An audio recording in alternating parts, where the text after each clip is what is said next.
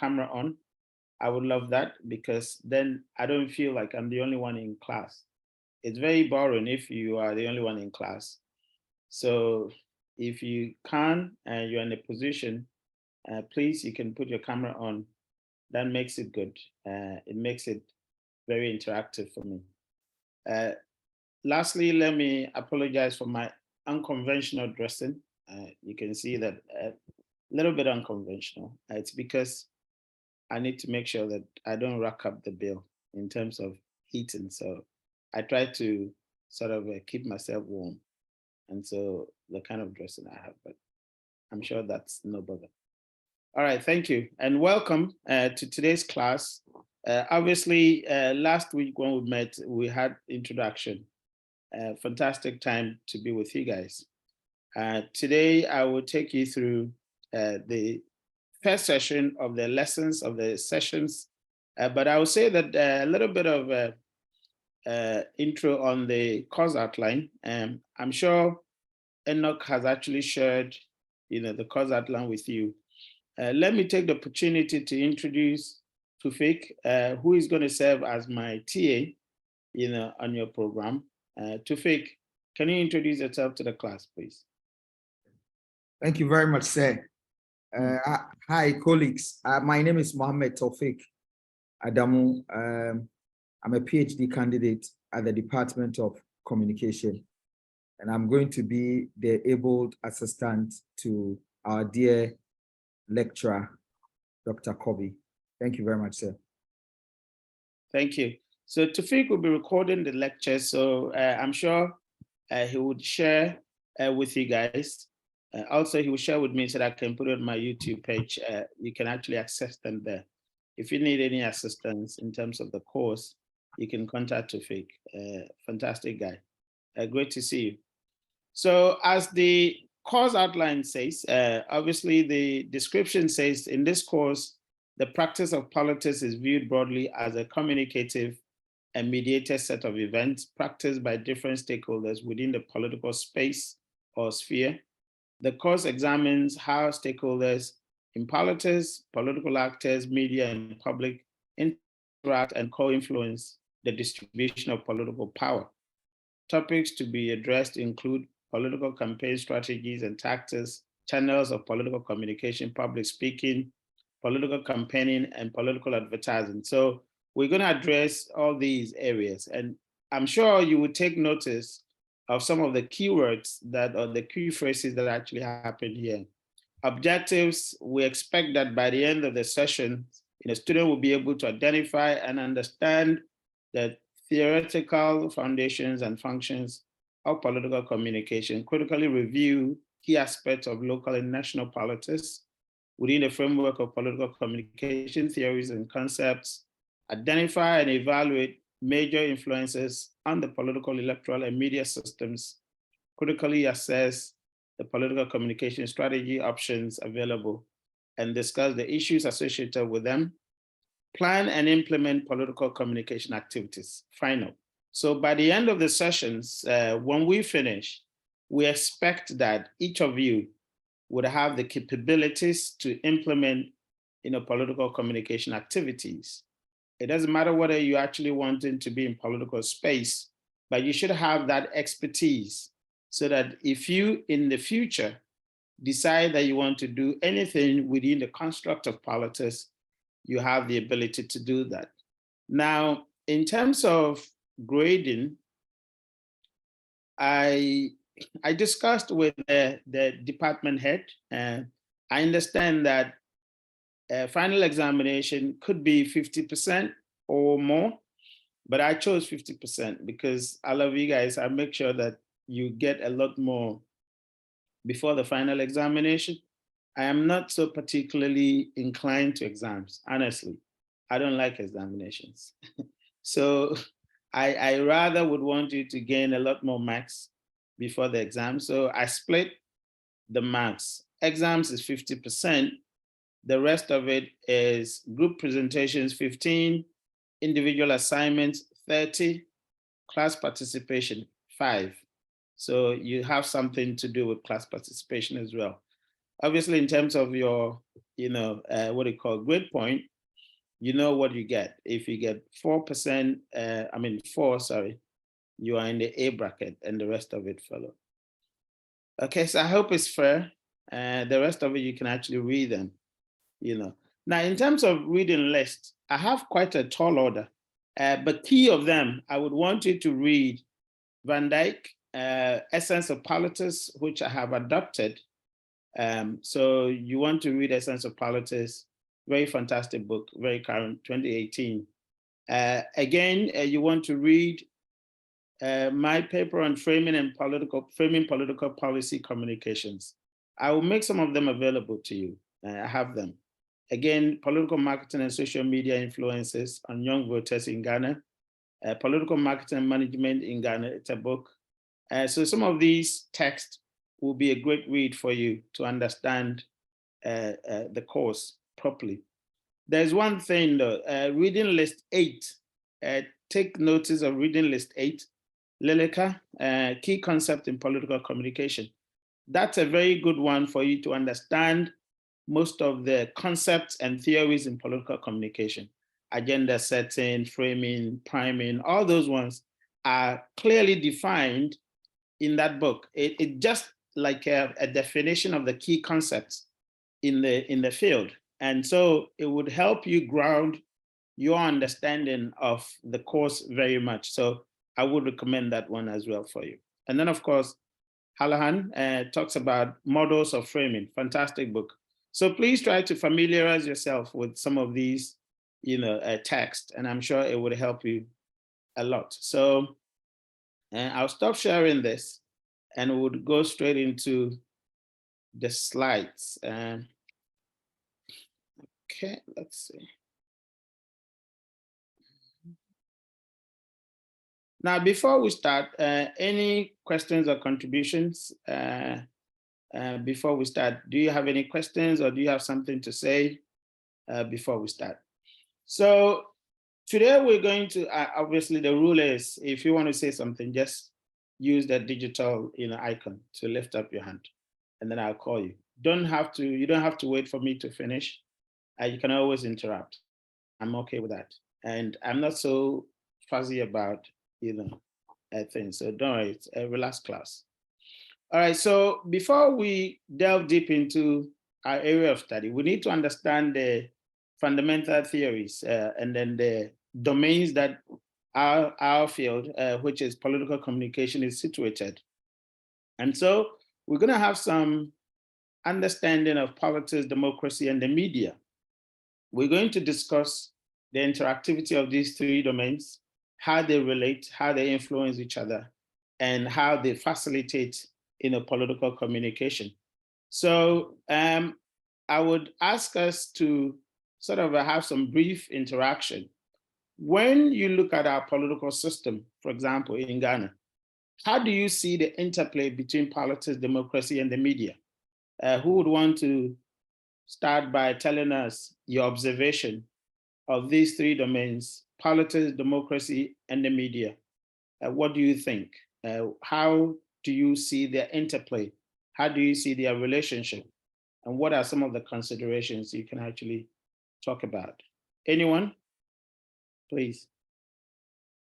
Remember, there is no right or wrong. It's just, sharing of knowledge, ideas, and, Yeah? Anyone, please? The interplay between politics, democracy, and media in Ghana. What's your observation? Yeah, Lydia, please, come in. Sir, thank you.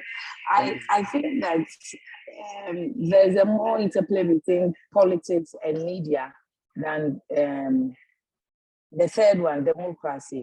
That's why we keep saying that the system is polarized. It's as though we are more politicized than being democratic. Okay. And because the politician knows the power of the media and knows what they can achieve through the media, they are always in communication or in some form of contact and relationship with the media.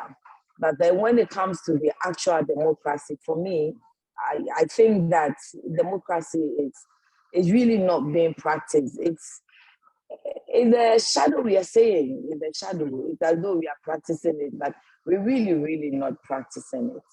Well, I think that's a very fascinating point that you make, Lydia. I really love the kind of positioning you give to the interplay, saying that we have a lot more of the politics and media relationship. And in your explanation, you sort of define, or you sort of look at democracy as an output of the interaction between politics and media, and say we have more of those, but the output is very limited. Hence, your positioning. So it means that we get a lot more talk between the politics and the media interplay, but the output does not actually all go well. It doesn't actually come out well, the democracy bit, all right? And that's the point that you're making. Yes, that's my observation. Absolutely. Fantastic point. Thank you so much for that perspective. Who else want to add to Lydia's? Who else want to add to Lydia? Lydia says that democracy, if you look at it as an output of the interplay between politics and media, it does not really come out well. So if you give, let's say, the interaction to, let's say, 30% politics, 30% media, or 40%, the democracy bit is about 20% of it in the interaction. Fantastic point. Who else want to add, please? Who else want to add? Lydia, can you please put your hands down if you have or do you have a new point? Who else want to add? Lydia has set us up on a very good path. Who else want to add? Who else?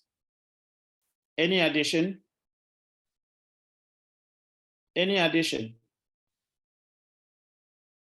Okay, so from that starting point, we're going to look at why, Lydia is actually saying that if you look at the interplay, there's less of democracy, but more of political and media. It means that the engagement of the political system through the media is very much partisan. She uses the word, the idea that it's somehow, well, not the word, but she paints the picture of somehow being screwed, somehow, directed in a much more, partisan way. And she talks about the system being polarized, all right? And so the output or the delivery of democracy, if you call it a value, all right? So let's say democracy being the value of that interaction, we're not getting that. And that's why people are complaining that, we don't actually do democracy. Good point. So we're going to look at not commercial or not business communication. And so we first of all have to understand our domain of politics, in order for us to be able to build on it. So we're saying that when you read Van Dyke, he talks about politics, the definition of it coming from two perspectives, all right? The aspect perspective and the domain perspective. And we'll come to understand what he means by the aspect perspective.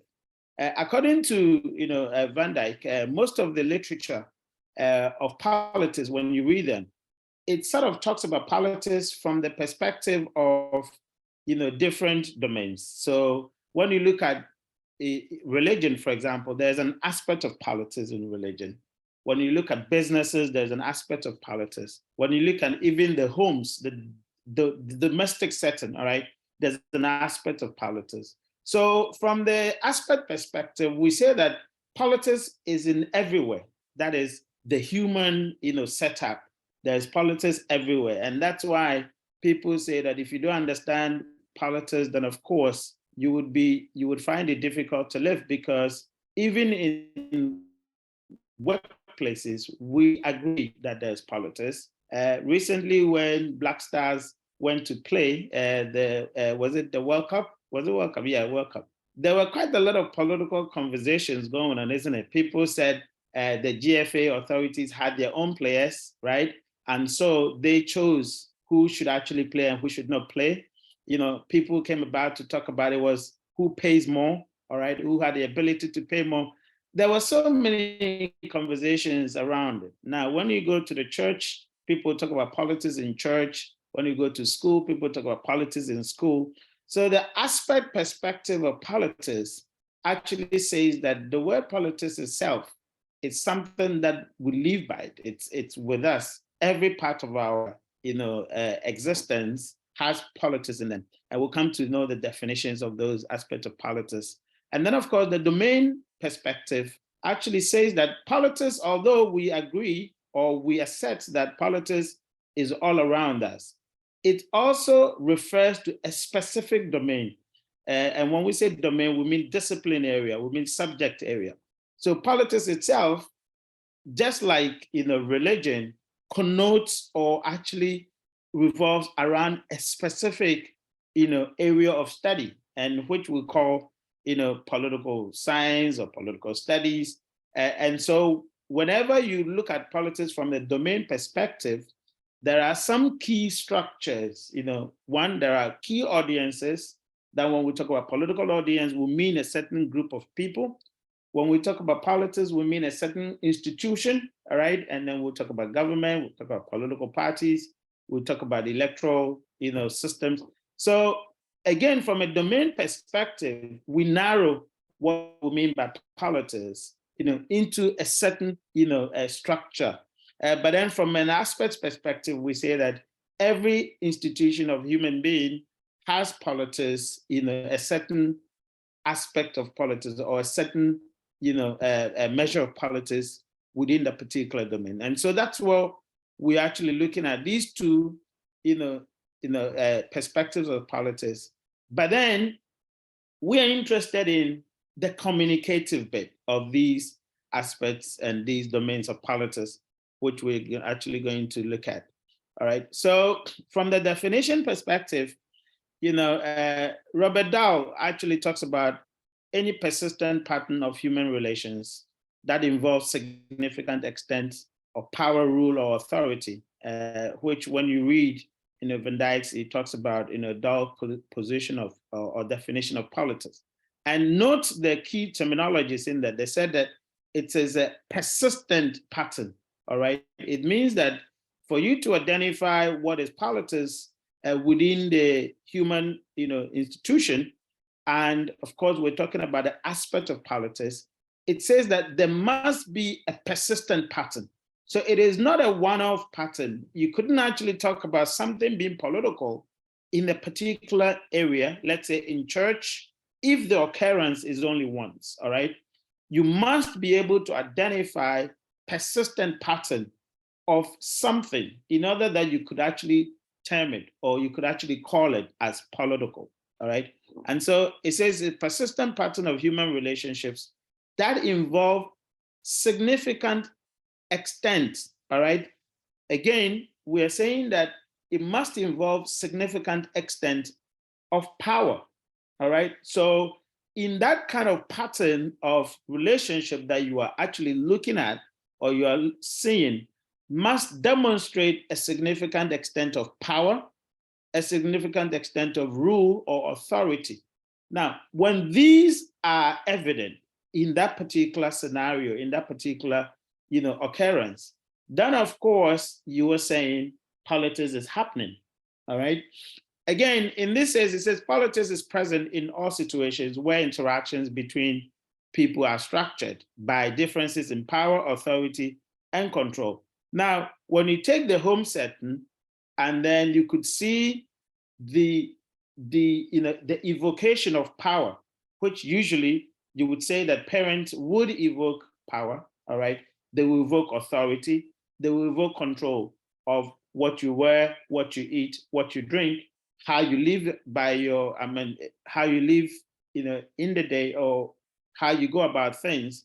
Suddenly you could identify certain, you could identify political, connotations in them because they control, the resources, they exercise power, and then of course authority, all right? Again, Harold Laswell and Kaplan actually they talk about politics to consist of shaping and sharing of power. Note down, shaping and sharing of power. So whereas, Robert is actually talking about the consistent pattern of relationship that extends into power, authority, they're actually looking at how people shape, society. So the shaping and the sharing of power, all right, in the particular society actually represent or depict politics, all right? So if you look at the way someone is actually trying to sort of put together a contest of power or arrogate to themselves a certain contest of power, all right, or arrogate to a group of people a certain contest of power, then of course, you could say that politics is actually taking place. And then of course, there is other, definitions by this American, scientist, Elmer, that talks about at the root of all politics is the universal language of conflict, all right? At the root of all politics is the universal language of conflict. Now, they position politics within the language of conflict, saying that every situation, all right, that actually emanates or a conflict emanates from, or brings about a certain conflicting position, then of course there is politics in there. So we are trying to understand, the dynamics of what we call politics, in order that we can appreciate how its communication should be. So if we look at, political communication from the perspectives of what you call extent of power, rule of authority, certainly you would have to have a certain frame of political communication taking place, all right? And then of course, if the politics is within the frame of conflict, then the framing of the political communication must be different. Now, it tells us that you couldn't actually look at political communication as a one-cup-fit-all situation. If you do not understand the functional, if you do not understand the underpinning of that political communication, then you wouldn't be able to communicate properly, all right? So for you to be effective in your political communication, firstly, you have to understand the description of the politics that we are talking about. What kind of political situation are you speaking to? If you do not define that political situation, that you must situate your political communication in that context, then you're going to miscommunicate. And most of the time, that's what we find. We find that people who are within the space of political communication only speak without having a clear understanding of the fundamental, description of the kind of politics that they must speak to. Remember, we're looking at the communicative aspect of politics. And for you to effectively speak to, political audience, you must first of all be able to identify the political space. Which kind of these politics, as described and defined by these authorities, are you speaking to? Are you speaking to a certain politics that has a significant influence of power, rule of authority? Are you speaking to the one that is actually shaping and sharing of power? Are you speaking to the one that actually connotes conflict, all right? So you must have a very comprehensive understanding of the political context that you're speaking to. Otherwise, you're going to misspeak. You wouldn't be able to understand it properly. You wouldn't be able to know what exactly you must actually address or you must say. Is that clear? Is that clear to everybody? Yes, sir. Excellent. Any questions or contribution, please, up to this point? Okay. Any? Tufik, you wanted to say something? Yes, I wanted to add up to, the issue about the context. I wanted to ask this question. When we talk about context in the political sense, I mean, what kind of context are we talking about here? Okay, so that's the context that we're looking at. I mean, it could be geographical context or it could be issue context, for example. And so if it's an issue context, then we're looking at the various definitions that have been, kind of outlined in this particular space. The context of power, authority, rule of law, for example. We're talking about the context of sharing of power and shaping of power, for example. We're talking about the context of conflict. So you must fundamentally appreciate these contexts within which the political communication is situated. Is that clear? Yeah, that's true. So, in reference to the current crisis, in Boko, reference to the current crisis in Boko, and politicians are trying to find solutions to the problems. Can we then say that politicians who are trying to find solutions to the problems do not really understand the political context or the political dynamics, in Boko, and the reason why it is still escalating, Boko and other places as well? Okay. Now, I wouldn't be able to say that because I do not have the full fact of what they know or what they did not know, the extent of work that they have done to appreciate, the underpinnings of what is happening. But clearly, you would realize that none of these, context of political definition, as we have actually ascribed them here, is exclusive. All right, they interrelate. Clearly, when it talks about conflict, politics within the context of conflict, it has also something to do with power, authority, control. All right, it has something to do with the extent of power, the rule of authority. So the conflict could actually emanate as a result of a certain group of people quest to control, all right, or to exercise power or authority. And so they interrelate, the context could, one context could lend support or could lend weight onto the other, or could emerge from the other. Are you with me? Sure. And so for you to be able to situate your political communication, you must first appreciate the context of the politics that you're supposed to speak to, because that's the function of political communication. You're supposed to speak to a certain, political activity, a certain political happenings, a certain political situation. So you must apprise yourself with what is it that is happening? What are the underpinnings or the undercurrent, in order that you could actually, speak appropriately to it, okay? All right, so we move forward. Others have actually said that when you talk about politics, we're looking at the distinction between friend and foe. Again, we have a different perspective here, saying that within the political context, you could be speaking to a certain support base, which is a friend, all right, or a certain, enemy, which is a foe. So when you're having your political communication, you also have to examine the context within this definition, whether it is an interaction between friends or interaction between, enemies.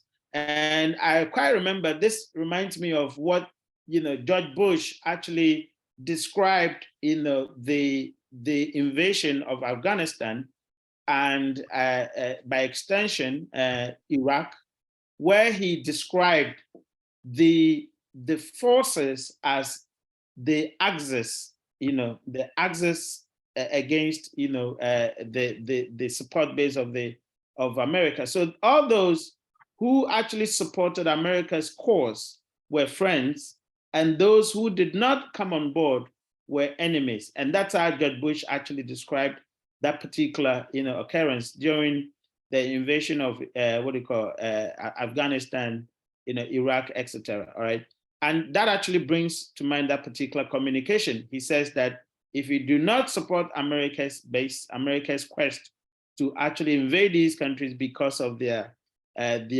perceived or their alleged role in terrorism, then of course you are part of the axis. All right. Okay. So the definition by Machiavelli actually talks about politics is about the characteristics. Let me see what is covered it. Okay, the characteristic blend of conflict and cooperation.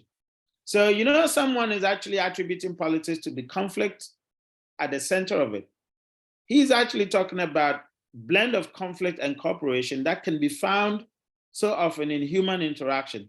Pure conflict is war, pure cooperation is true love.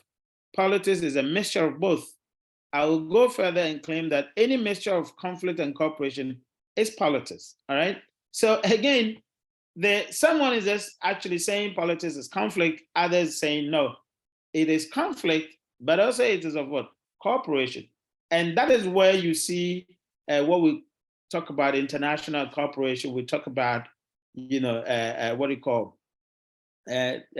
issues like trying to remember the UN human intervention, all right, policies. So if you look at human intervention policies of the UN, which a lot of people have actually debated, the HI policy, whether intervention is required for states or it is not required. So the debate about sovereignty and interventionist, all right, is ongoing. Whether states have their sovereignty and as a result, interventionism is a precursor to war or declaration of war, people have argued it. And others have said that intervention is necessary because if a state, for example, is going against its own citizens, then there's a requirement that other states actually intervene. And so when you look at the policy of intervention, for example, as against the policy of sovereignty, you can position those conversations within these, within this particular definition of conflict and of cooperation, which other states would actually debate. So the distribution of scarce resources has also been used to define what politics means. And Laswell actually talks about politics means who gets what, when, and how, which is a very common definition within the political space, political science space, all right? And so he says that politics, despite the fact of conflict that we've talked about, issue of cooperation we talked about, politics is also about the distribution of resources, who gets what, and at what point do you get that? And that definition has also been subscribed to by so many other people. Now, we're trying to understand these definitions of politics because, as we said, you must firstly understand this context or the context underlying why you have to speak or why the need for the political communication. And so if you have to go into political communication, or if you're actually using political communication, firstly, you must understand the underpinnings or the context within which that political communication is necessary. Okay. All right. Yeah, Lydia, come in. You're on mute, please. Must all these definitions be present in any political communication of a sort? Not all of them, but the point we're making is that as a political communicationist, as a political communicator, you must analyze, the situation, ask yourself, which of these contexts is at play? Are you with me? So as Tufik said, so you are supposed to speak to Boko conflict, for example, or the situation in Boko. As a political, is it Boko, right, Tufik? Yes. Yeah. So as a political communicator, you cannot just get up and speak. You have to analyze the situation and ask yourself, what are the underpinning context, or what are the issues, in order that you can authoritatively speak. Otherwise, you'd be getting it wrong. Is that clear? Yes, sir. So again, I want to find out the Russia, Ukraine. Is there any politics that's played there? Absolutely. Of course. In fact, that's the highest state of politics. Politics, yeah. Right. So we'll go back to our definition and ask ourselves, which of these contexts is at play? I mean, what is Russia's problem? And what is Ukraine's problem? Now, if you understand the issues that is actually surrounding this particular conflict, Russia says it is absolutely not acceptable for Ukraine to be part of EU, isn't it? Yeah, I mean, not EU, NATO, all right? Yeah. NATO, that's at the bottom of it. Now, what does that mean? We're talking about a greater extent of power, a greater extent of rule or authority, isn't it? Again, we're talking about, shaping and sharing of power, all right? Which is the second one. So invariably, you could see the positioning of Russia. Russia says Ukraine is too close to my nose. All right. Having been part of to be part of NATO means you're going to cite all your ammunitions right at my window or right at my doorstep. Yeah. And you see, when we talk about long-range missiles, if NATO should deploy, let's say if Ukraine is not part of NATO, if NATO should deploy any armament, all right, a certain range, I mean, Russia could be sure of immediate response before it gets them, right? But if it is right down in the nose, at the backyard of Russia, that's a split second. That's true. Action. So we're talking about shaping and sharing of power.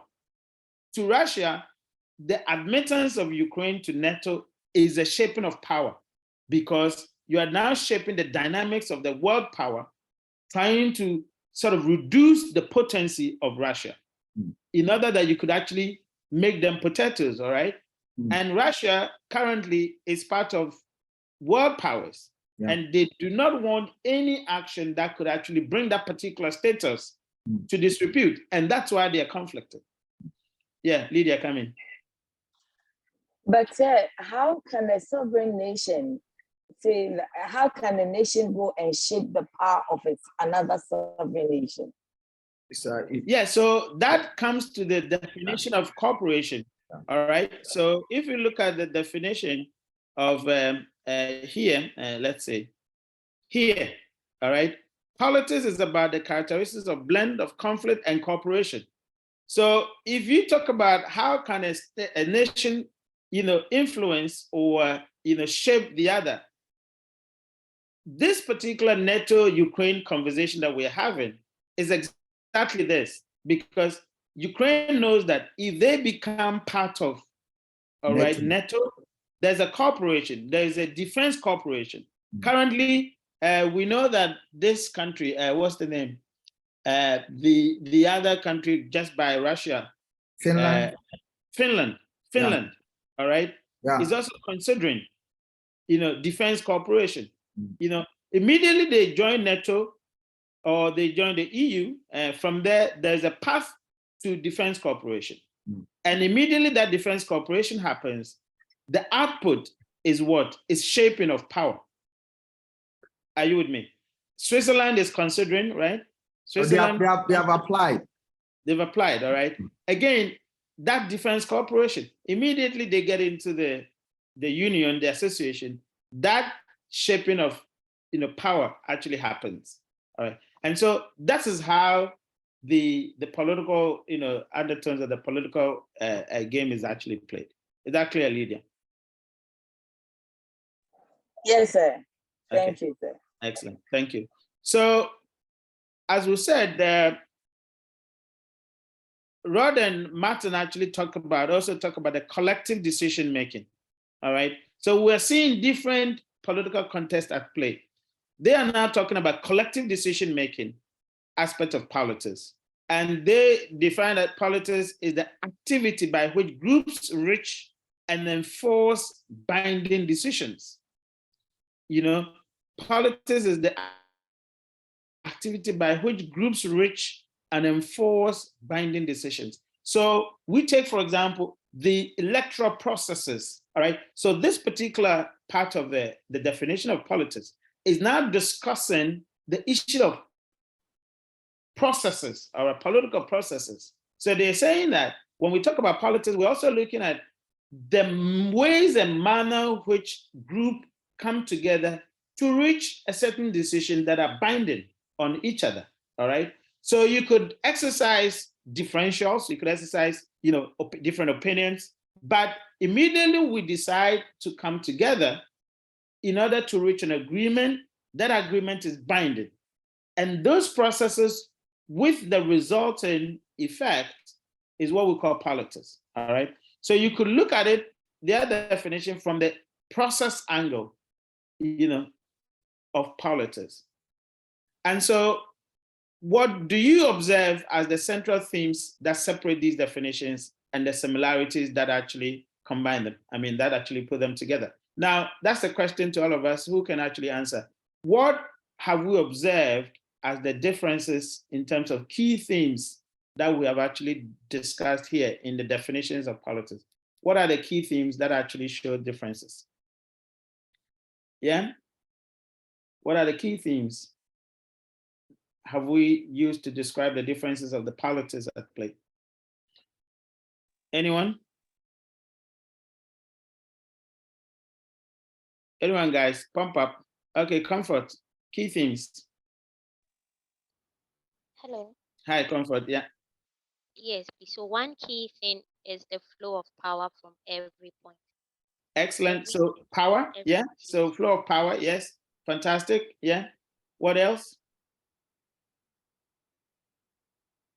Yeah. Frank, come in, please. Frank, you're on mute.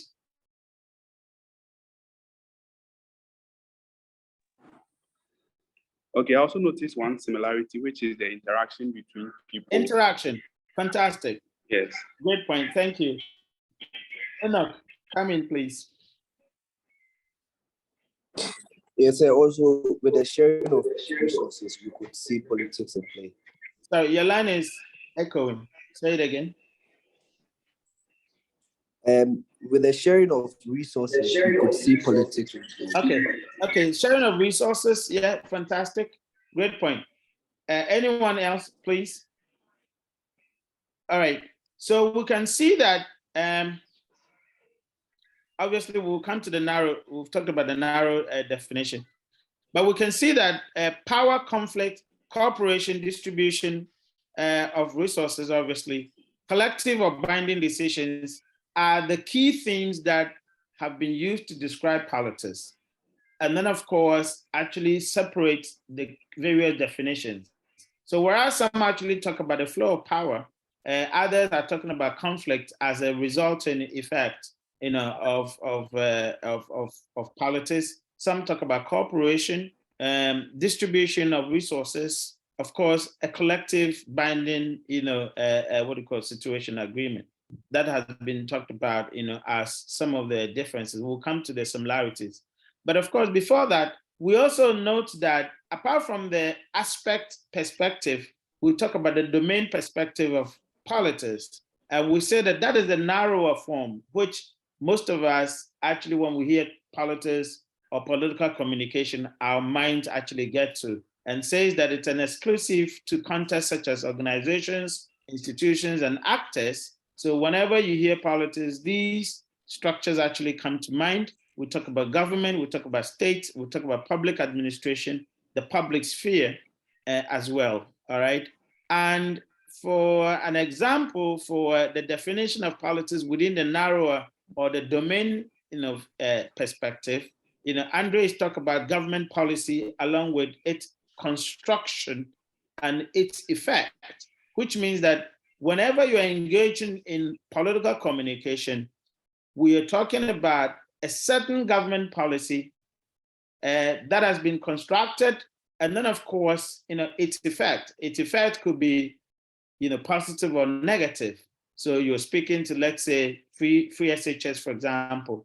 What of its construction? How was it put together? What is it resulting effect? What is it deliberative part of it? What is it deliverables, for example?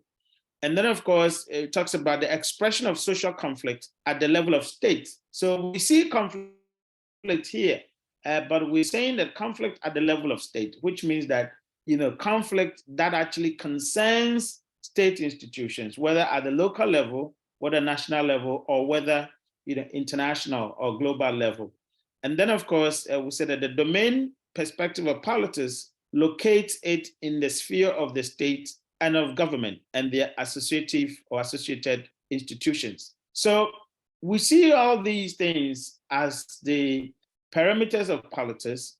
And so when we start communicating, or when we start what we call political communication, we must actually understand what we're talking about, either it's a domain perspective or the aspect perspective. And then the commonalities, obviously, we see that the processes, all right, whether it's conflict, whether it's a distribution, or whether it's a power, each of them is talking about processes, all right, which means that in politics, there are certain processes that must take place. Each of them is talking about phenomena or situation, all right? So we must understand the situation. Each of them is talking about people, all right? So the actors in the political domain that the communication is taking place. And then, of course, the key is interaction or deliberation, all right? Why have I highlighted interaction and deliberation, which is the key amongst all the definitions that we've talked about? Why have I highlighted interaction and deliberation? Why have I highlighted that one? Okay, Comfort. Yeah. Yes. Mhm. Please, can you hear me? Yeah, we can hear you. Yes, please. I think it's because politics doesn't happen in isolation. Mhm. It doesn't happen with yourself in your own space, Mhm. but it brings people or organizations, or I mean, it's out of person, it's out of Mhm. individuality to Mhm. cooperate. So it can be two or more, as you made the example of the family in terms of the aspect side. Family, you Mhm. have authority, you have the father and the children, the mother is Mhm. there. It's not only the father doing his whole thing. So Mhm. it's an interaction in that circuit. Yes. Great, Thank you. great. Yeah, thank you. Exactly. Yeah. So we're talking about that interaction. And again, we need a much more specific to that. Lydia. That's the communication aspect of politics. Absolutely. So that's what we are concerned about. So with all those things that we've talked about, that politics is about, we're looking at the power, the conflict, etc. That the act itself of politics, but we are interested in the interactivity part of it, the interaction, the deliberation part. And that is what we're actually studying. And we're going to look at the elements of that interactivity, the agents in that interactivity, the circumstances surrounding that interactivity, and how the devices that we use to ensure that that interactivity actually happens, which is the political communication bit. And so, yes, we're looking at the interaction between people, between agents, how they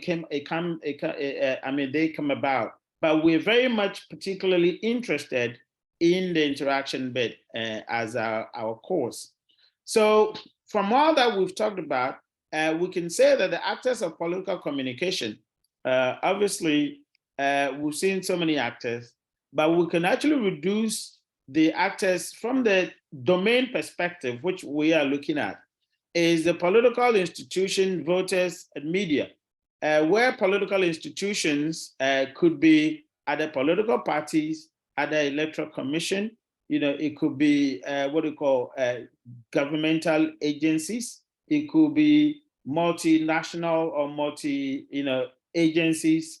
It could be, foreign government. All those institutions are actually classified as a political institution within the space or within the domain definition that we're talking about. We're also talking about the interaction between voters, with these institutions and voters, and then of course the media. So this tripartite relationship is what we're actually interested in, in this particular course. So we said that political parties are still the key actors in the linking citizens to government or to political institutions. However, there's a new information and communication technologies which actually, are at play. So the majority of the conversation that we're going to have is situated, or actually situated within these confines of political institutions, voters, and the media. Now, we talk about democracy, which is the other part of the three relationships that we looked at: politics, democracy, and the media. And we say that when we talk about democracy, the characteristics of it, we're looking at regular contested elections, all right, alternation of government, rule of law, freedom, speech, association, press, etc. We're looking at pluralism and polycentricism, civil society. We're talking about privacy. We're talking about separation of power. Now, when we take the first, which is the regular contested elections, One of the key, attributes of democracy, we're saying that for anything, any type of government or political regime to be defined as democracy, we must see a regular contested elections. And regular contested elections means that there is a certain pattern of consistency, which we saw in our definition of politics, for example. And so when there's a regime or there's a political regime without a certain regularity in elections, Yes, and it is not contested, then of course we don't actually see democracy at play. And we're saying that that regularity of elections and contest must yield or must actually give forth alternation of government. So you couldn't actually say that there's democracy when we do not see evidences of alternation of government and of rule of law. It means everything must be defined, interpreted within a certain specific regulation, a certain specific law that would govern the activities of people. There must be freedom of speech, of association, of press, and there must be pluralism. Now, I would want us to define what pluralism means before we move ahead, because obviously it's a technical word. Who can explain what we mean by pluralism? Pluralism. Lydia? Are you referring to media pluralism? So define it in any context that you want, yeah.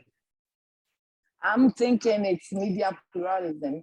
Yeah. That there should be more media houses and they should have room to operate. Okay, great, thank you. Who wants to add to what Lydia said? Pluralism. So in the context of politics, a pluralism can also be looked at from multi-party democracy, where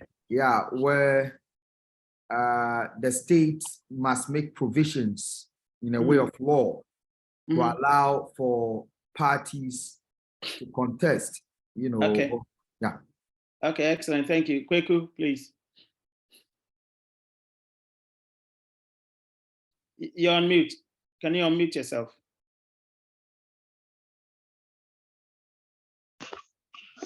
I wanted to say, hello. Yeah, we can hear you. Yes, I wanted to say that in pluralism, we are talking about the fact that there should be allowance for more political parties to exist. So I think the topic has made that point. Okay, all right, thank you. Any other views on pluralism? Okay, so usually when we talk about pluralism, yes, it's understood by us saying there must be one or more, two or more institutions. That's right, but that doesn't actually satisfy pluralism per se. At the heart of pluralism is a differing positions, all right? Counter checks. So there must be counter power or countervailing institutions of diverse perspective. Are you with me? So if you have 10 political parties with no diverse perspective, that's not pluralism. So when we talk about pluralism of the media, we also mean that there must be counter or there must be diverse media positions. Are you following? So if you have 10 media houses and they have one ownership, all right, it does not foster pluralism. The idea that you have so many of it does not necessarily lead to a pluralistic society. A pluralistic society is a society that exercises or gives room for diverse positions, diverse opinions. So you have counter checks in terms of power. So that's why you have university management, but you also have UTAC, all right? So university management cannot have cannot have the entire power to themselves, all right? Their power is actually checked by UTAC, for example. And that's why you have student unions, all right? So that student unions can counter the positions of management if it's not favorable. And that's why you have, other groups of different and diverse interests on campus. So in any pluralistic society, we're looking at evidences of diverse positions, all right? Evidences of diverse positions, heterogeneity, not homogeneity.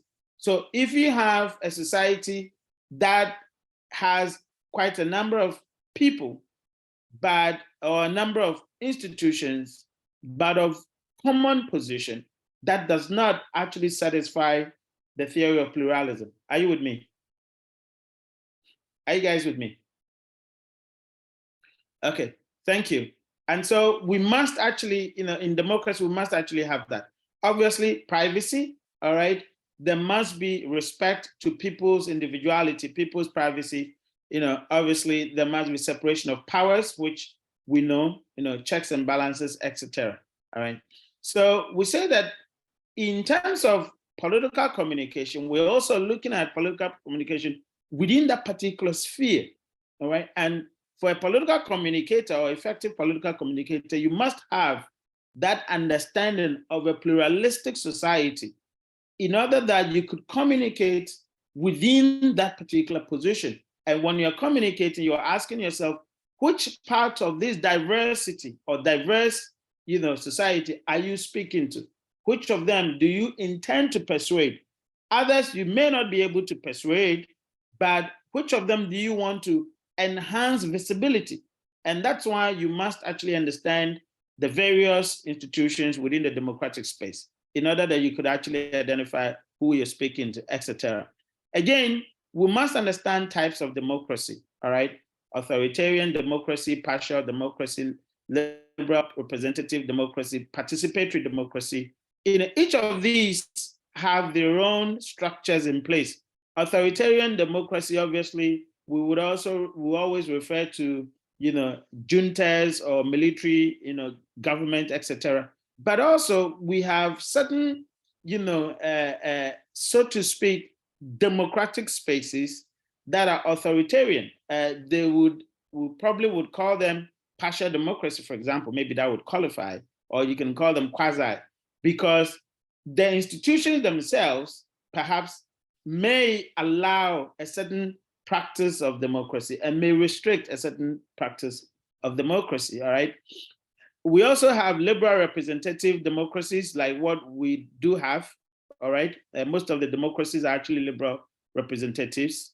Or participatory, you could actually say that although there are differences between, participatory democracy and liberal. I mean, some of the democracies are actually, full-blown participatory, where people, we have what we call people assemblies, etc.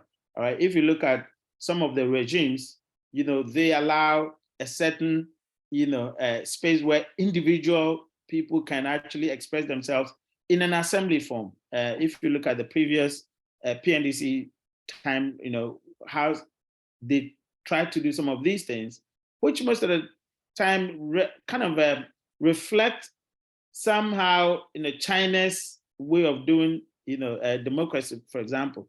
But others who actually talk about representative democracy, all right, the liberal one, which we actually confine power in the hands of MPs. So the MP become, a representative of the people. The idea behind is that you couldn't possibly get everybody in a room for them to, say what they want, but some group of people must represent their interest, within the practice of democratic systems.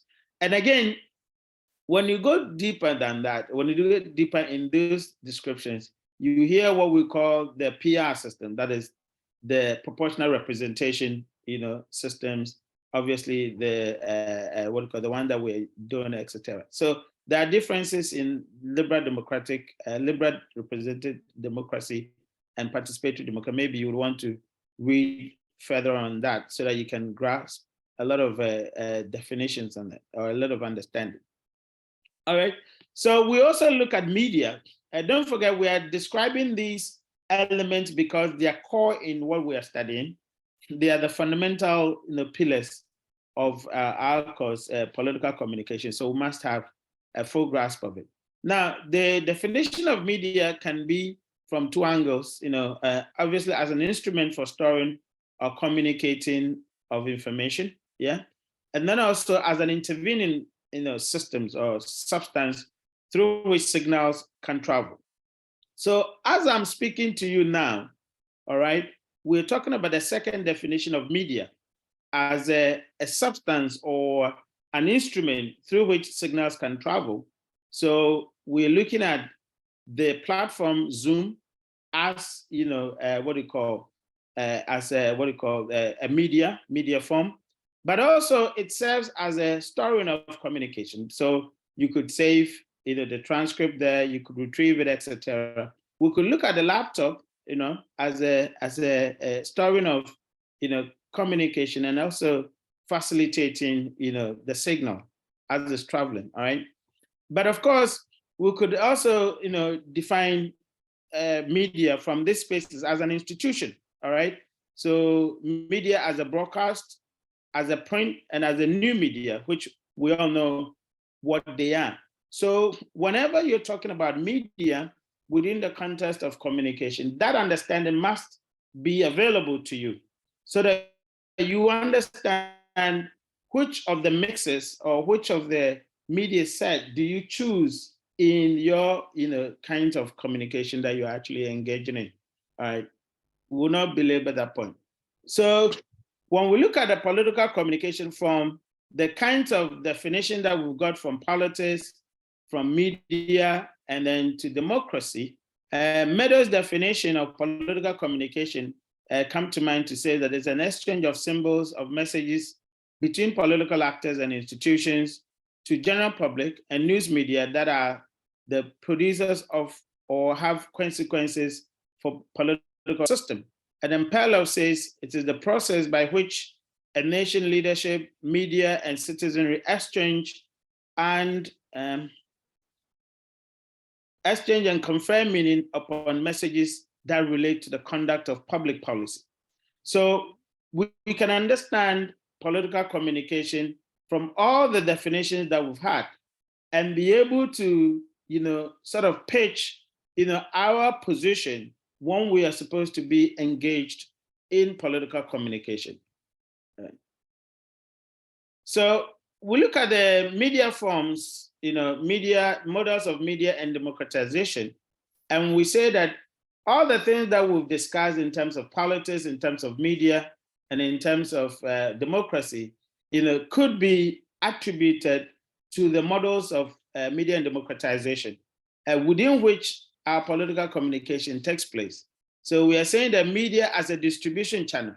So if you take the definition of political politics as a distributive model, all right, which we looked at earlier, then of course, we're using the media to distribute, all right, or to shape the power that we talked about, because we talked about politics as shaping, and sharing power, for example. And you can only share through a distributive means, all right? So if you're looking at the politics from that perspective, it means that you're putting the media to use by using it as a channel of distribution, all right? So if you're using the media as a channel of distribution, how do you actually apply that? Then of course, you're looking at a certain media, instrument, certain media institutions, whether they are foe or whether they are, friends, as we said, all right? You couldn't possibly use a media that is a foe or that is an enemy for your distribution purposes. Are you able to do that? So if you're looking at the media as a distribution channel, then the question is, which of these media forms, within the political context, which we discussed earlier, are you going to use, all right? So let's say that you are a campaign manager of a political party, and we have actually described politics as friends and enemies, all right? And you're actually going to a political, a media station that is considered as a foe or as enemy. To what extent do you think you'll be successful in using that particular platform to serve your distributive purposes. Okay, so in terms of strategy, if you understand the context of politics as friends and foe, certainly you would understand that a faux media channel is not your option. And if it's your option, how do you use it differently? All right. Again, we're looking at media as an actor and agent. Again, actors and agents are friends and foe. All right. Actors and agents could be, cooperative or conflict positions. And then, of course, you've got to actually decide how you want to approach them. Do you consider them as friends or foes? Do you consider them as conflict or as cooperative agents? All right. Do you consider them as power? Are they able to exercise a certain, level of power, for example? You have to be able to define that. And then we said that priming, certain agenda. All right. Priming, I would leave someone to explain what priming means as part of our engagement. Who can explain what priming means, please? Priming. When we talk about priming, what does it mean? It's an agenda setting theory. Priming. What do we mean by priming, please? Enoch, what time do we close? Do you know? Prompt me so that I don't go overdrive. Enoch, are you there? Yes, sir. We close at 12:30. Okay, so we have some time. All right, priming. Who can explain priming? The theory of priming, or the concept of priming. Who can explain it? When we say priming, Lydia, in media, when you guys talk about priming, what do you mean? Oh, Clara wants to answer. Claire, sorry. It's Enoch here. Enoch, yeah. So priming or a certain agenda will be communicating in a way that would influence the thought of your audience. Okay, great point. I can say. Yeah, great point. Now let's remember that when we talk about agenda setting, there are priming and there's priming and there is framing. All right, but of course the point that you made is right. All right, so you want to influence the thought of the people, but I want a particular direction. So who wants to add to that? Priming. Lydia, what are you going to say? So we know that you want to influence the thoughts of the people, but in which direction? So I'll just give it a try. Okay, yeah. So then you bring the topic that will ignite the conversation. Okay, absolutely. So yeah, priming is about how do you make prominent a particular topic that is otherwise not prominent. All right. So how do you bring a certain topic to the front burner? There are issues in society. I mean, we've got to actually think about what to discuss. So a lot of times the key headline issues are politics, economics, etc. All right. How many of you here on our radio station discussions on, let's say, disability? How many of you? How many of you hear disability discussions on our radio stations or on our media space? In our media space? None of the above, sir. Exactly. All right. What about climate change? Climate change. So with climate change, when they go for their conference, like when they went to Sheikh Al-Sham, yeah, then President has gone to ask for money, so then it will become an issue.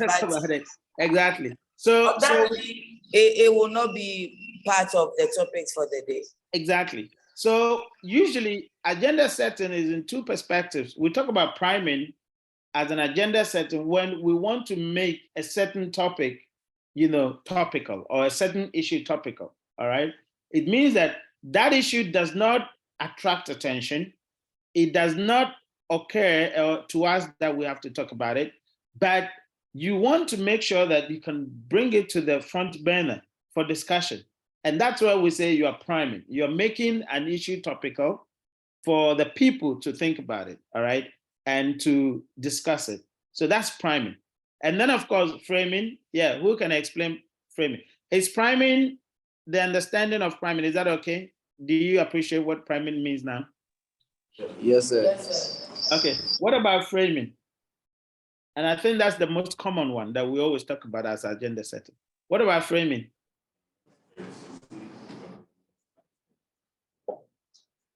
Anyone framing? Yeah, Claire. Hello, sir, please. It's enough. Yeah, enough. Yeah, sir. So I would say framing is narrating a story in a particular way to your audience. So Yeah, there's a story, but then you write it or you present it in a particular way. that's to your right. audience. Yeah. So framing is okay. Yeah, Kweku, come in. Maybe you would also have a perspective. Yeah. You're on mute. Emmanuel. Yeah, Emmanuel. Yes, I think framing is about taking a particular angle of a broad story, like a media house focusing on a particular angle out of a very broad story. Absolutely, you're right. So when we talk about framing, which has been the commonest, within our political system, is how to take an angle of the story. So people are looking at it from a angle, you want to push a B angle, all right? And I've always said that in our political system, when you look at the elections, all right, it's so interesting.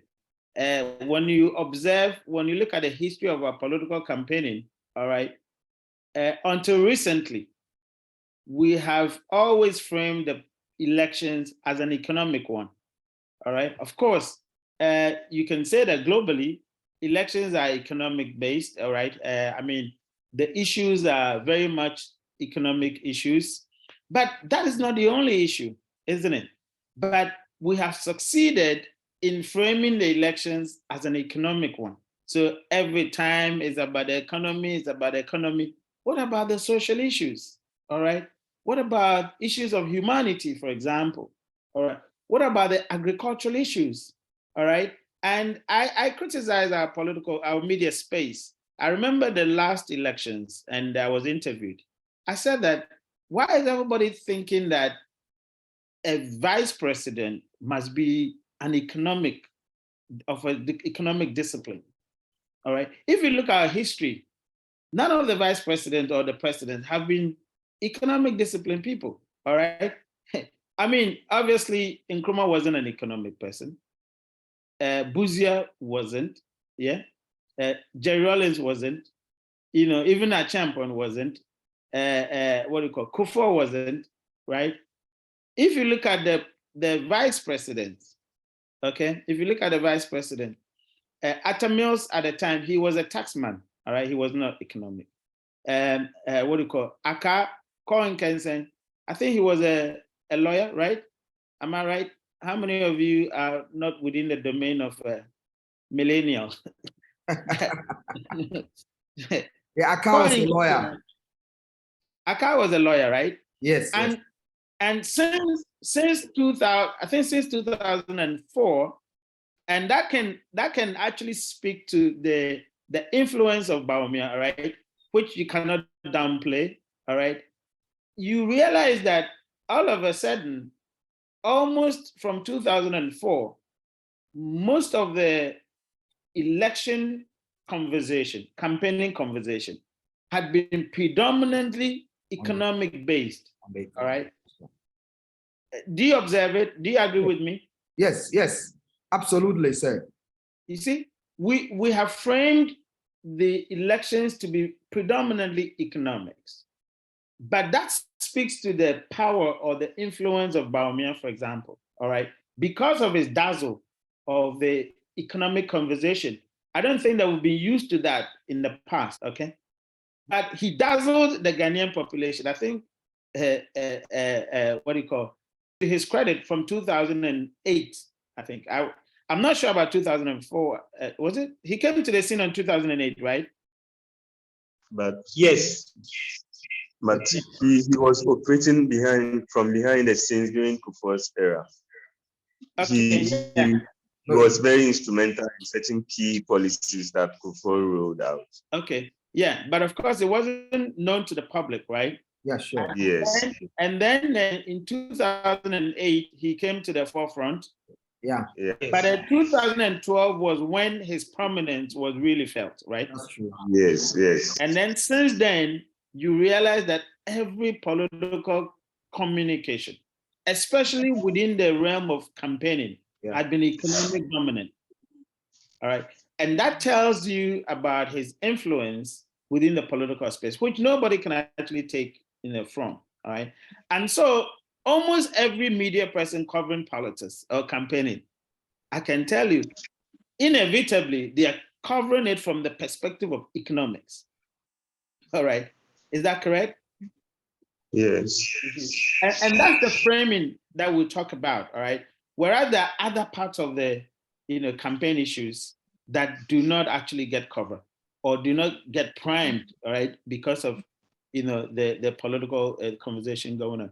And then, of course, we look at the media from a supportive or critical perspective. Again, the context of foe and friend, right, which we discussed within the political nations of politics, etc. So when we talk about models of media and democratization, these are some of the models that we can see. So as a political communication person, when you're speaking to the issues, from which direction are you talking about? All right. You've got to position it and you've got to identify the actors. All right. Is a particular issue being primed? If they're not being primed, what do you do to prime an issue? All right. So let's come back to practice. Let's use these theory positions to explain practice, a perspective. Let's say that there's an issue that is not receiving attention, okay? But as a political communicator, you want to prime it. What do? Let's come back to practice. Let's see whether we can exercise our expertise in political communication. Prime an issue for me. You can take a topic and tell me how you're going to prime it. Prime an issue for me. Who want to take the challenge? Maybe for 10 Ghana cities breakfast. So we have a media expert in our base, so she'll try to come up. Who is saying that you have a media expert in our base? Okay, who's the media expert? Lydia. Lydia. Yeah, Yes, you are always in the camera. Okay. They say prime for us. So this one, so let's use your disability story because we can't do that. Yeah. So prime it for us. You want to bring the disability story to the front burner. Let's see how you're going to do it.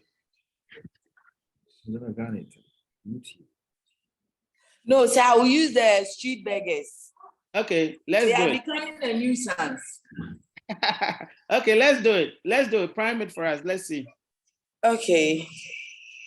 So in a print or electronic? Any. So let's say that you are a strategist, all right?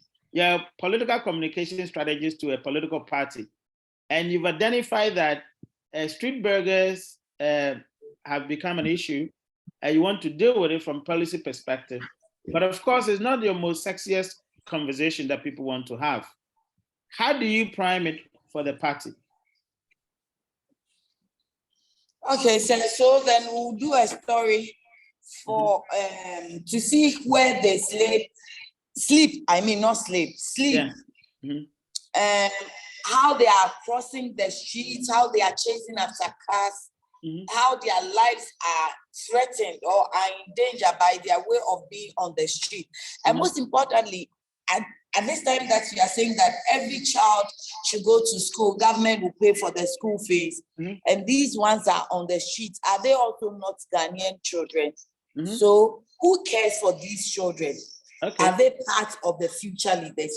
Are these two parts of the future leaders? I mean, that would be a nice line. Okay, would that capture attention? Let's look at the verdict. How many of you says that would sell? We are priming an issue. Don't forget, this is an issue that is not at the front burner, but we want to prime it. Let's vote. So our political consultant, Lydia, is saying that we should do a story as she narrated. Kweku, come in.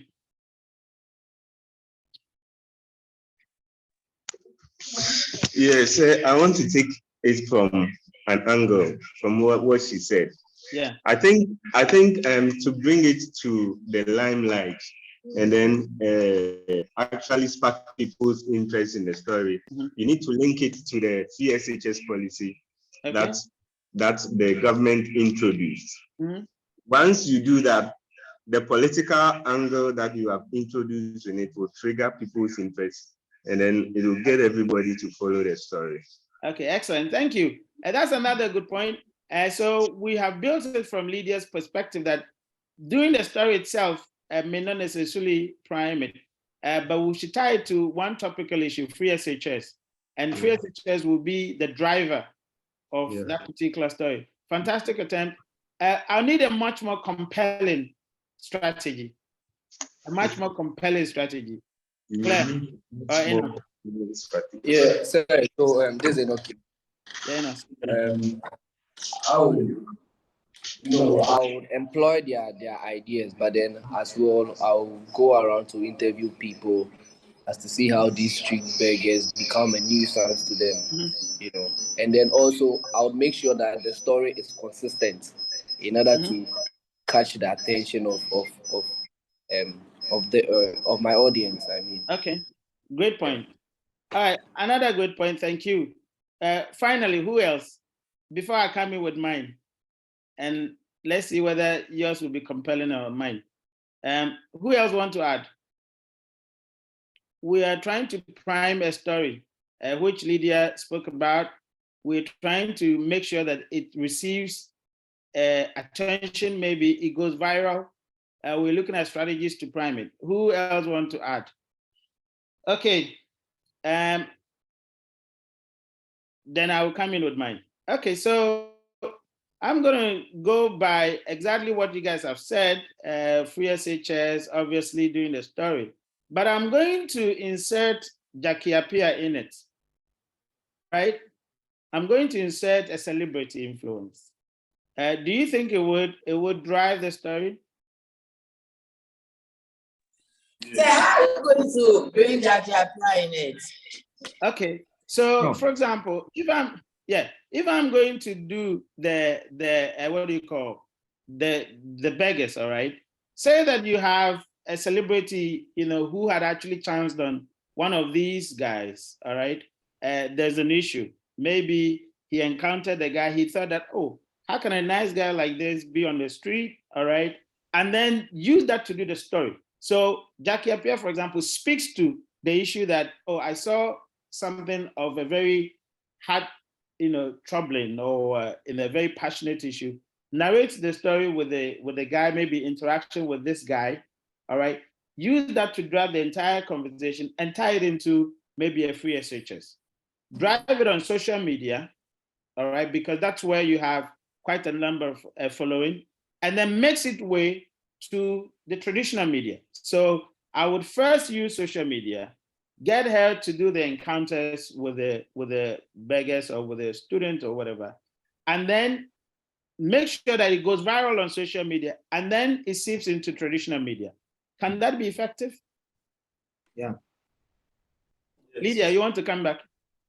Yes, sir. I just want to ask that, won't that shift the attention to Jackie?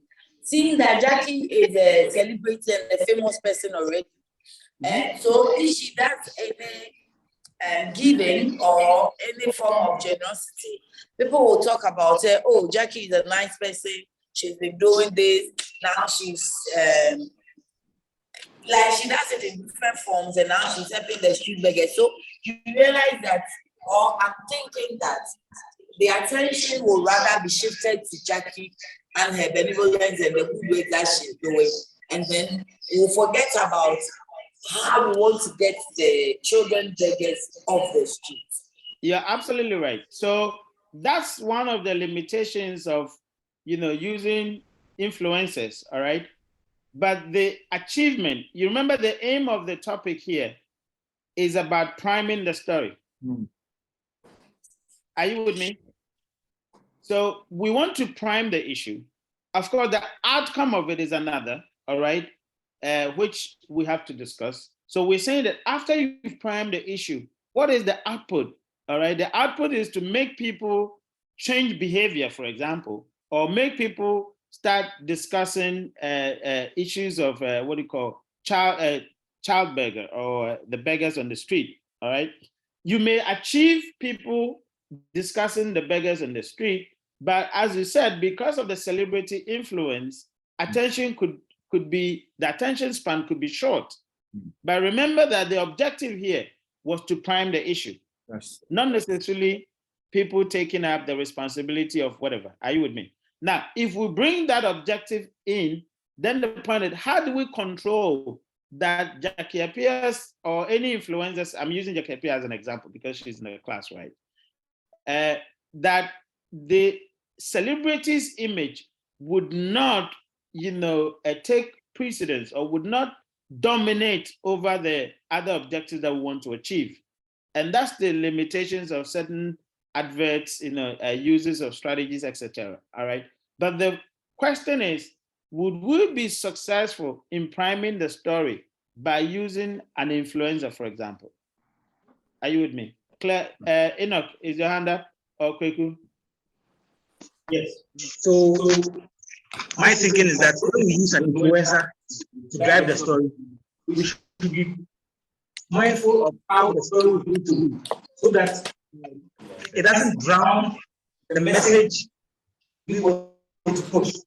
Because essentially, when it comes out that Jackie Appiah is using that story of street beggars, it should be that yes, she has had an interaction with them, but that right now the focus is yes, and are you going to go to school? Did you go to school? And all that has to be the focus. You shouldn't allow her personality to drown the message, else it will be pointless. You have an influencer as a driver. Absolutely. I agree with you perfectly right.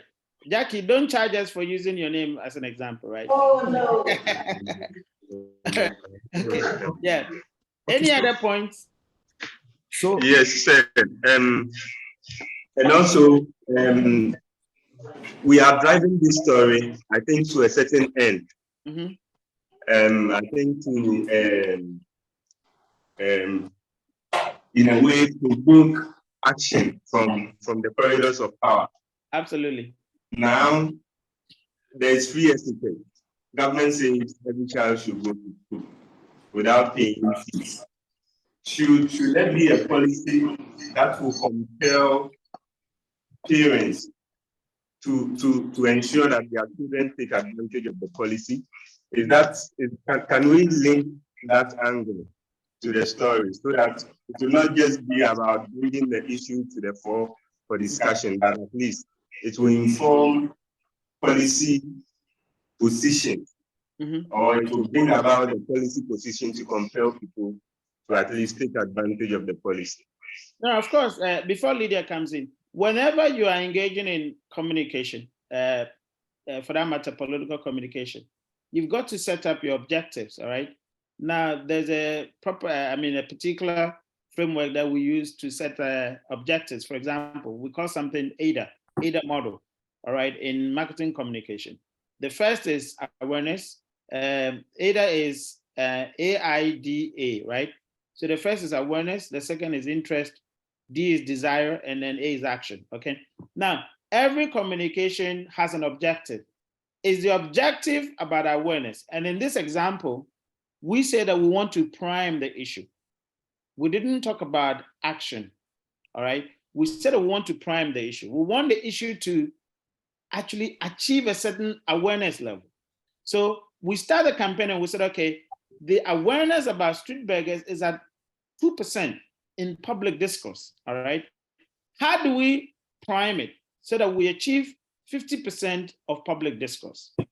And we're saying that we can insert, after all that you've talked about, documentary, linking it to free SH, it's fantastic. But if we insert a celebrity to drive the documentary and to drive the linkage of the beggars with free SHS, we could actually achieve about 80% conversation on social media and seep into, because immediately it trends. We're going to have all the media houses in Ghana on their morning show saying, what is trending, right? And they will say, oh, have you seen the story that Jackie Appiah is talking about beggars or whatever? Then the traditional media picks it up. Perhaps we can achieve 80%, awareness on social media, 30% or 40% awareness on traditional media. We have primed it. But as to whether there will be further steps in terms of desire, in terms of action, which is the rest of the objectives of the media, that is another conversation. So you have to, first of all, set what objectives are you looking for, and then work your way out, because there's a different way of achieving desire and of achieving action. Now, if I want to achieve action, which most people ask me, so say, using celebrities in elections, does it drive votes? It may not drive votes, but it drives awareness, all right? So if I want to drive votes, I will use different devices. If I want to drive awareness, I will use different devices. Are you with me? So it's based on the objective, political communication objective that the institution sets or the campaign sets. Is that clear? Kweku, is that clear? Was it clear to you? Or does it fulfill your, answers your question? Yes, sir. Yes, sir. Okay. Yeah, Lydia, your hand is up. Yes, sir. I was going to say that if we want action, then Emmanuel raised a point that I wanted to say, well, then we can take it from that angle, that we should make a policy that will force parents to take their children to school. I was going to say it's in the Constitution already, the FQ and all that. So then we'll frame the story in such a way that every day something about that. Fantastic. So tell me that specific thing. That specific thing that will drive action.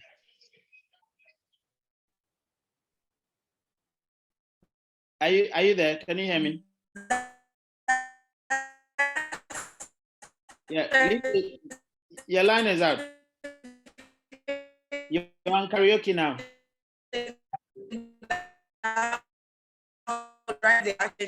That's what I'm saying, that we can take one specific. So we can take it from FQ, free compulsory universal basic education. There's a responsibility on the government. So then we'll bring out the laws or whatever is in the Constitution and the other sub-legislation that will let everybody know that government is failing. Okay. If another time we are taking it from the angle of this gender or children and vulnerable people in the society, from the Ministry of Children and Social Welfare, that one to that the state has a responsibility towards the children to get them off the street. So then every publishing, we have a specific prime or priming that we exactly. So I love the mention of the free. All right. So in marketing communication, whenever we want to drive action, issues like discount, free, and all those things are the action-oriented devices, right? And so you have to understand or identify the barriers. It may not necessarily be the idea of free tuition, but it could also be that the parents themselves are in a certain precarious position that they are preoccupied with, without necessarily thinking that they have to send their kids to school. So if you identify those things and then enhance or infuse those devices in the communication, then that can actually drive, the action or the take up of it. All right, quickly, your hand was up. Yeah. So what, per my understanding with Emmanuel's take, was that we should formulate policy to actually compel parents to get their children, their wards to school. And then Lydia was talking about the FQ from the angle of government failing. But you see, it has already been enshrined in the Constitution that we should there's free and compulsory basic education. So in this sense, how is it then that government is failing when it is the responsibility of parents to get their children to school? Okay, that's a good question. All right, so when we talk about, we'll come to discuss political marketing and how, we see the interaction between citizens and the government. Currently, as we speak, from my discipline perspective, my discipline is political marketing, so I'm very fascinated about that. Now, we talk about the citizens as becoming consumers, all right? We talk about citizen consumers within the realm of modern politics or modern political system. In the past, voters were citizens, all right? But now voters are consumers, and we'll come to debate that. Now, although it is enshrined in the Constitution that free basic education, parents as much as government must ensure that children actually go to school, all right? But quickly, let me ask you a question. When was the last time you read the Constitution? When was the last time you read the Constitution? All right? I don't remember. It's been a while. In fact, when was the last time you listened to GBC or GTV or GBC? I don't think when was the last time you listened to Lydia? Let's take Lydia. Lydia is with you every day. When was the last time you listened to her?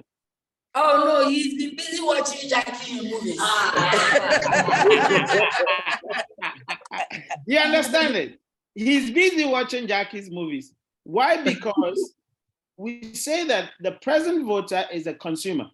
They pick and choose what satisfies their immediate needs. All right? Now, no voter or no citizen now, all right, sits and thinks, oh, where is the president? I have to listen to the president. Nobody thinks that way. Nobody knows the president's itinerary. But in the past, as a citizen, you have responsibility towards the state as much as the state has a responsibility towards you, all right? So you demand your rights from the state while you give the state, all right, your responsibility, and you report to the state your responsibility. Nobody does that because currently, as we speak, people pick and choose what satisfies their immediate, needs. And that's why we say that we must actually see, as political campaigners or as strategists, we must actually see the voter as a citizen more than the voter as a what? We must actually see the voter as a consumer more than the voter as a citizen. Otherwise, we'll mis-strategize, all right? So your question is, although the parent has the responsibility to take the child to school, that is not the parent's number one need. A lot of them, they have other needs that they have to satisfy. That's why the government must nurture or must actually compel through other devices or other instruments, whether legal instrument to make it compulsory, whether nudges as in tempting them with some freebies, in order that the parent would start thinking about or would promote that side of their needs as priority. Otherwise, they will not promote it as priority. They will not listen to talking point to know that there's a policy in our constitution that mandates everybody to take their children to school. All right. And the school feeding program, it's a deliberate policy to ensure that kids at that level, go to school, to enforce the FQ that Lydia made mention of. Mm-hmm. But yeah. How many parents know that? Now we're assuming parents to be people of us, all right, where we are screwed on, sorry to use that word, that we are very much up to date. Perhaps we're listening to debate, or maybe by the privilege of being here, you are mentioning it, so we would know. The majority of these parents you're talking about are nowhere near the spaces that you are. Sure. They have no clue, all right? And that's why the responsibility of government to go a step further in order that they can go to the doorsteps of these parents to get these, parents to know the issue and then to act on it, all right? Otherwise, they will not actually do that. So, quickly to answer your question, that's the reason why. Are you with me? Now, I always say that if I were a political strategist to any of these political parties, all right, I would rather take my candidate to Mama Zimbi's show than to sit on a news file. All right, because news file, the people on news file are the very people who have already made up their minds. They are very political, they are very partisan, etc. The majority of the people that we are not reaching are on Mama Zimbi's show. Why? Because Mama Zimbi's show talks about their daily needs, sexual needs, harassment needs, etc. Okay, domestic issues, very, very practical issues that they're in, and they want to solve that. So I will take my candidate Nanado to Mama Zimbi to go and talk practical issues to them. All right, you will get the eyeballs, you get the attention. They will ask Nanado, hey, so do you also do these styles at home? You will laugh. and then bring in the serious issues about domestic violence against women, etc., which is policy positions. We need to start thinking about effective ways of political communication, not sitting on newsfile. Newsfile, the people there, they're partisan.